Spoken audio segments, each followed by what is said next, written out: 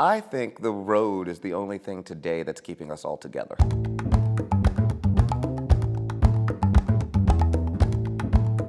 For me, the reality was when I first read On the Road and was introduced to Kerouac, I was about 16.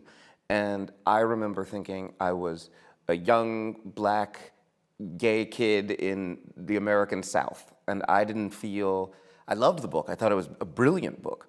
But I didn't feel like I could go on the road in the same way. And so it got me thinking all of these years later about how do we expand the road? All of the people in 1957, when actually President Eisenhower was just sending US troops in to force schools in the South to integrate, to allow black students in.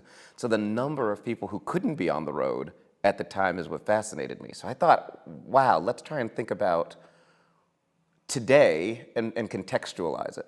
I think we live in a world, not just in America, globally, where we are constantly siloed by our algorithms. You know, what is the algorithm on your phone pushing you to read or watch or do? And I still think, you know, getting on the road, the magic of it is that you can be going anywhere, but the fundamentals of it are hope, right? I mean, if you're getting on the road to go visit grandma and grandpa, that's hopeful. If you're getting on the road because you're leaving a bad job or a bad relationship, it means that what's in front of you is hope. And so we're all on our own individual roads, but the greatest thing we have in humanity is the road, because we're individuals, we're little cells, and we bump up against each other. And that's what keeps us going. And so I think more than anything now we need this, and we crave, especially in a post-COVID world, we crave this sense of community.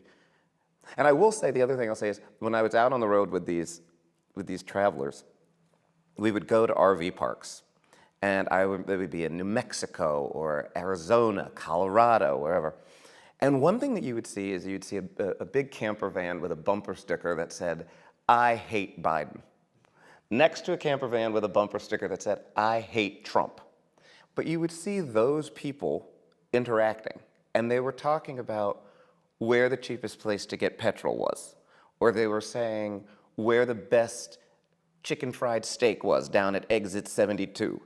And so the reality is there's far more that brings us together than there is that tears us apart. And so I think the more we can put down our phone and actually look out the window or walk outside, the higher likelihood we have to create community. And that is, I believe, when you talk about the American dream, I think that is fundamentally the American dream. The American dream is built upon this idea of each, fundamentally lending a hand and helping you up. And I think today, so much of that gets politicized, but at its core, that's what that dream is about, and that's what we are about as humans. Everyone belongs. We all are fundamentally. I think there was a great actress who once said, there's, what is it? I think she said, there's 5% of everyone in the world in every one of us. And so I think we are all intrinsically bound together. And I think and I go back to technology, and I think I often think to myself, what would Jack Kerouac have done in this 21st century with TikTok and Instagram and all of the social media? And I think, yeah, put it down sometime and turn to your left and talk to your neighbor, and turn to your right and meet your neighbor if you haven't met them. And there's something intrinsic in that allows us to build community. And we lost a lot of that sense of community during COVID and during the pandemic, and a lot of people felt siloed and shut off. And I think that's continued, and I think that's pushed a lot of our political polarization and cultural polarization.